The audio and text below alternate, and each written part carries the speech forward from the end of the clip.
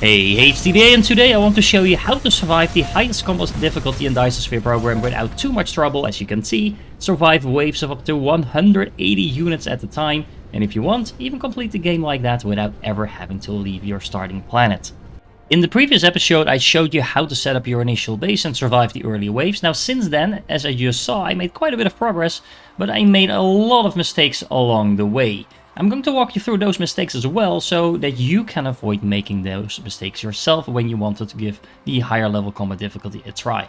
Now, I actually sort of made two mistakes pretty early on in the previous episode, and none of them are game-breaking, but I do want to kind of point them out. So first of all, I set up the defense turrets pretty close to the enemy bases, which actually is pretty efficient. There's two problems with this location. A, my base is actually way far away, so actually repairing this base and going back and forward to supply it with ammunition and stuff like that is super inefficient, because at the early game your mech is just so slow, it just takes you forever to go back and forth, and you'll be spending like 80% of your time doing that if you place it this far away. So that's a problem. The second problem is the supply of actual ammunition, because as you can see, there is no copper or anything like that near here. So the only way I can actually keep these turrets supplied with ammunition is either make a giant belt, and yes, I actually did do that and try that, and it worked sort of, all the way from my starting base, or find a closer copper node and do it with that. But as you can see, there is no copper anywhere nearby, so in hindsight, picking this location was a very bad idea. So what I ended up doing was actually removing my turret location from all the way over here to a much closer position to where my starting base was, as you can see over there. There's still a lot of room to build the turrets right next to each other. It's in a nice direct line from both of the enemy bases. And most importantly, there's also some copper nearby, so I can actually make the ammunition on site and make sure that there's always ammunition coming in. Now, another thing that is worth noting is, as you can see, these belts are kind of looping around through the turrets. And by always keeping the ammunition moving, it makes it a lot easier to actually resupply the turrets while they're shooting at the enemy once they come in. So it's a little tiny detail. Now, of course, there is a battlefield analysis base right next to it. Not just to repair those things, but as soon as you research the replacement of the destroyed items, that it can actually automatically start rebuilding that. So that's super efficient as well. So basically, as soon as you have the resources in order to make a couple more of those, make sure that you do in order to keep everything alive over here. Now, the benefit of having everything closer to your starting base is you spend a lot less time moving up and down. However, this is still not a perfect location. Or actually, I should say, the turrets are in a good location, but the starting base is in a horrible location. The starting base is actually on the starting position where you start out, and there is a lot of resources around there, so that seems like a pretty good idea, right? The problem with that is that as soon as you start expanding, for example, let's say I want to tap into these nodes to the north over here, then that means that suddenly this base will start attacking me from the north as well. Now, as you can see, that's why I initially tried to build a secondary line of defense, but that becomes another problem, because then you have to supply two places with all these resources in order to have ammunition and stuff like that, and you are going to spend a lot of time going back and forth to repair stuff, and again, you're wasting a lot of time. There is a lot easier solution to solve this. What you want to do instead is actually build your base right next to the turrets. Hopefully you have some resources, so picking a proper location in order to start building your base is very important, because as you can see, even now the enemy units are still trying to kind of go for these buildings on the side here. But my turrets are doing a pretty good job at intercepting them, and every now and then I might lose something, but of course simply extending these turrets a little bit to the side will solve that problem in the future. Now that also means that I am basically just mining in the place where I used to have my starting facility. I'm trying to keep it as tight as possible so I don't expand too far in any direction, and then just bring those raw resources into my facility over here. Now you still see some remains from my old starting facility. I didn't actually start the game all over, I just replaced the buildings that I already have just to see and try it out, but this actually works pretty well. Now, what is super important to research is the self-repairing base, because this will allow these battlefield analysis bases to start replacing any buildings that you might be losing. As long as you just put a couple of these turrets in here, they will automatically start rebuilding without your help. And that leaves you the time to just go to your main base and do whatever you want to do over here. Now, as you can see, I replicated pretty much everything that I had at my starting base, but now it's nice and tightly connected to my turret defense line. Now this actually also lets you automate a couple of simple things. You actually don't need to automate too much because you're barely moving around. You're not really trying to speed run anything or anything like that. But making sure that you always have enough turrets in backup is super useful. And every now and then I just walk by here, get all these turrets, and then just dump them in here. Ready to go, there.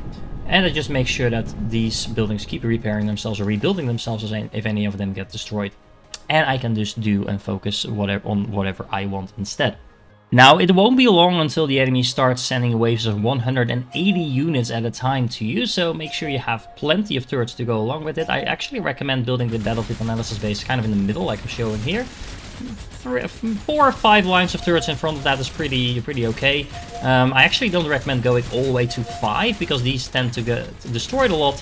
And if you have them a little bit closer to the analysis bases, the actual repair kicks in earlier.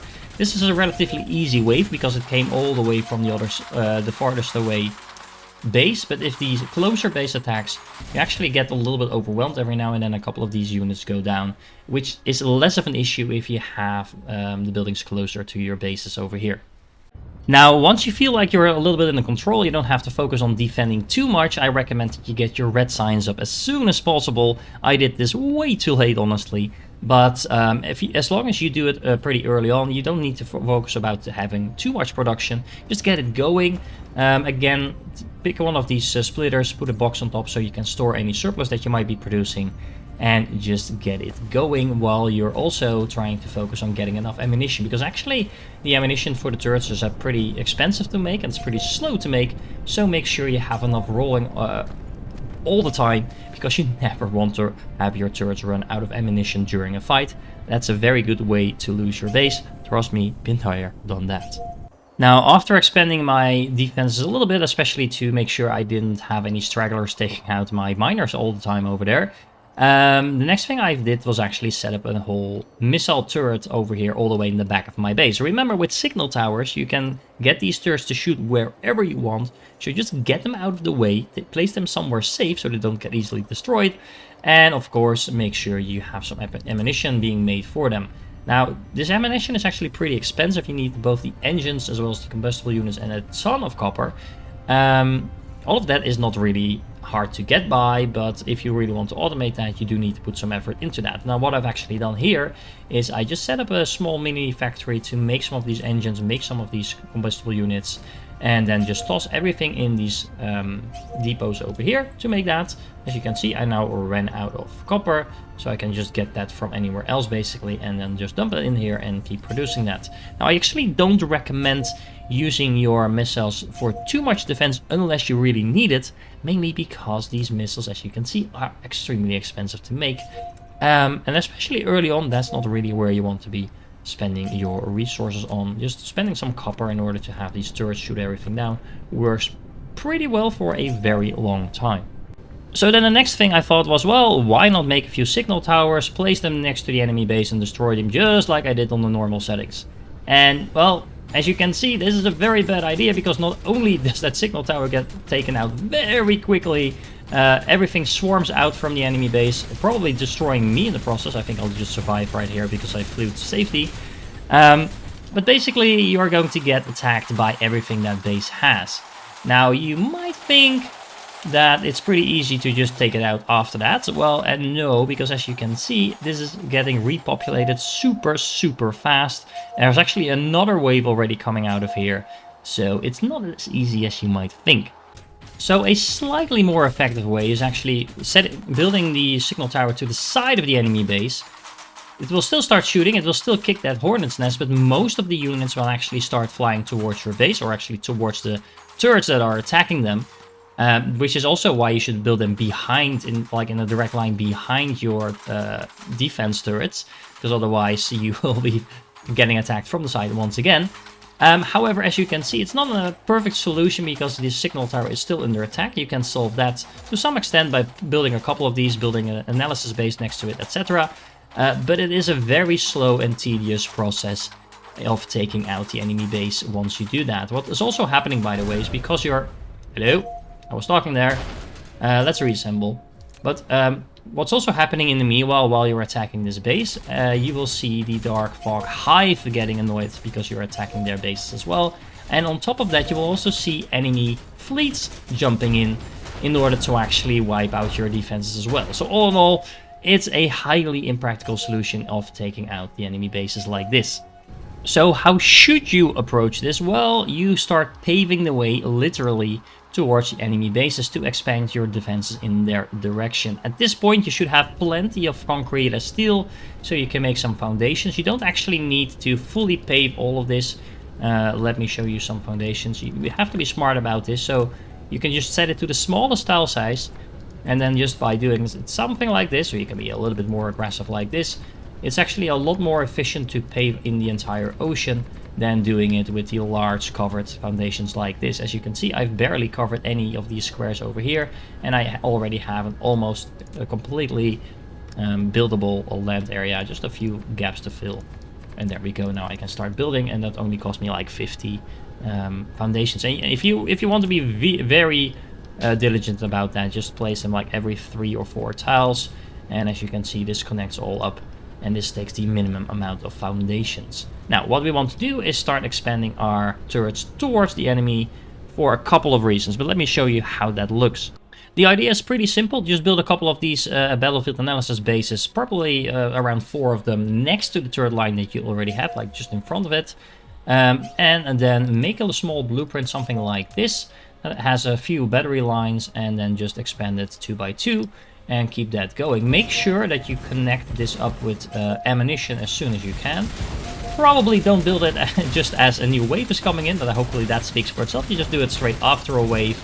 As soon as everything is then supplied, you take another couple of analysis bases like this, you place them down, and you keep going like this. You do want to actually take out some of the turrets in the back as soon as you have enough moving forward, because otherwise your ammunition will get filtered through this as well, and it's just a waste, and you need all the ammunition you can get in the front, where most of the shooting is done. Now, if you're on the same map as I am, or you want to try something similar, this is pretty much how that looks. So I took out a couple of these lines of turrets, I moved them all forward. I stopped around this distance from the enemy base. Now, you could actually move closer. However, what will happen is that if you get too close, these swarming bots that are over here will every now and then trigger by themselves. They will notice you being so close, and they might start streaming towards your facility, basically resulting in extra attacks. Now, that's necessarily a bad thing, because remember, you do get a lot of resources from all of this. As you can see, I have a ton of resources. Oh, not this one actually, but I do have a ton of resources in the other battlefield analysis bases. Also a reason why you want to have multiple of them, because that makes it just a lot easier to actually collect all of those resources. But I don't recommend triggering the non-stop attacks unless you're really ready for that. It's actually really convenient to leave it as it is. Just continue building up and only start like actively provoking them once you have nothing else to do. Speaking of all those resources, something I should probably have done a lot sooner than I initially did, because I was manually picking out the resources from these battlefield analysis bases, is set up a loot filter, something like this. Now, the idea is that we have one line going through this, kind of a bus actually, and then all these side splitters are going to have boxes on top of them with resources in them. Now, once you've set that up, it looks something like this. So every single one of these splitters has a filter attached to it, and is filtering one single item, and I'm basically just expanding these boxes as I get more and more drops from the Dark Fog. Now, if you want to know which drops you can actually get, all you need to do is click on an battlefield analysis base, click this drop filter settings. There's actually a global filter that will allow you to kind of turn off things that might drop from the Dark Fog or turn them back on. For example, at some point I was drowning in these energy shard drops, so just turned them off, just to make sure they weren't cluttering my filters over here. But honestly, you're going to have a use for pretty much everything, so you might as well just leave everything on. That's completely up to you, of course, just saying that is something that you can do. These items that you can expect to drop will increase as the enemy levels up. The enemy will level up as you get more technology, and it will also add items to this list if you discover certain new technologies. So make sure that you're also researching the items that you want to drop. For example, for a very long time I actually didn't research titanium, and I wasn't getting any titanium drops. So as soon as I researched that, might have been coincidence, but I'm pretty sure it was tied to the moment I actually researched titanium. It started dropping as well. And as you can see, I'm now actually getting titanium on my home planet, and I haven't even set foot on any other planet whatsoever. Now, all you need to do is then set up a belt connected to the battlefield analysis base to export all of those items. Now, you might be a little worried because this sushi belt over here is completely stuck. The only reason that it is stuck is because actually one of my filter clogged up. So there's some type of item, I think it's a building, probably a turret or something like that. Yeah, there's some stuff on this belt that isn't supposed to be here. So it's just a matter of adding those to the filter items or just making sure that they're not getting on the belt to begin with. But once you do, this belt should clear out pretty easily because honestly you're not getting in 6 items per second from your bases, at least not initially until you start provoking them. So you might as well just take it slow. What you could also do is of course upgrade your belt to either Mark II or Mark III as soon as you have those items, and that will just clear everything up really fast. Now, just as a proof of concept, that's exactly what I've done over here. So as you can see, this belt is now nicely clearing out. Everything is flowing in here pretty quickly. I actually upgraded this part to a Mark II belt, so these two belts could actually combine together if necessary. Now, actually, these backwards battlefield analysis bases are actually still picking up units every now and then when one of the flyers circles around and dies close. So they're not completely useless. And I've also started to upgrade my defenses a little bit. I have implosion cannons now, which do some AoE damage. And of course I have a signal tower here just because I can. I actually do have so many resources now. I'm not too worried about spending some missiles every now and then in my defense. And yeah, that's all there is to it. At this point, honestly, I barely have to bother with my own defense at all. Let me just show you once the Dark Fog comes in here with a pretty large attack. It's a level 11 attack now with 180 units. As you can see, they're getting completely obliterated by my defense. I'm losing a couple of towers here, but it's not really anything noteworthy. And yeah, that was an entire wave. That's all there is to it. So I'm completely focused on just getting all of the upgrades going, getting some new items in production, like some extra turbines and magnetic rings. Although I am getting things like turbines as well from drops. So as you can see, I have 250 turbines just waiting here for me, which came out of the enemy units. So all in all, at this point, if you've reached this point, you have a stable defense, you have some ammunition being crafted, you can actually take things pretty easily. It does play like a completely different game compared to how a normal game of Dyson Sphere Program works, even if you have normal combat settings. It's a completely different type of challenge, but it is actually quite fun. It's also worth noting that vein utilization, if you're playing like this and kind of farming the Dark Fog, has an additional use, because other than the fact that you're getting more stuff from your normal mining, you also get 4% extra items from debris. So basically you're getting more drops from the Dark Fog, and this increases by every level as well. So it's not a super large bonus, but hey, you're getting hundreds of these units every minute, so you might as well get 4% extra items out of them. This also means it's time to really start upgrading some of your production facilities, especially anything that's related to science. I was getting in a tiny amount of hydrogen, honestly. So what I've done is I actually tapped in a couple of these nodes over here. Now, if I hadn't actually expanded towards the enemy, if I would have tapped into these nodes without doing that, this base would have started attacking me all the way over here, most likely, rather than trying to attack me over here. So don't forget to actually expand towards the enemy before you start trying to expand in any direction from your starting location, because otherwise you will get wiped off the planet. Now, if you want to then make your life a lot easier, then all you need to do is start researching some of these laser turrets as soon as you have plenty of red signs going, and build a couple of them in the back of your defense line to support. Now, what will happen is these implosion cannons I have over here will do some AoE damage, so they will blow a large group of smaller units to pieces. These will focus on these smaller single target units that will fly around, and they will easily be able to focus in on those, and then the remaining turrets will just mop everything up. Now, these things actually only work on energy, so you don't have to supply them with anything like ammunition, anything like that, just with power. They do take a lot of that power, so make sure that's 80 megawatts of burst power, so make sure you have enough power being generated in the back of your base. You don't actually need that much power. As you can see, I'm still running on wind power along with a little bit of solar power.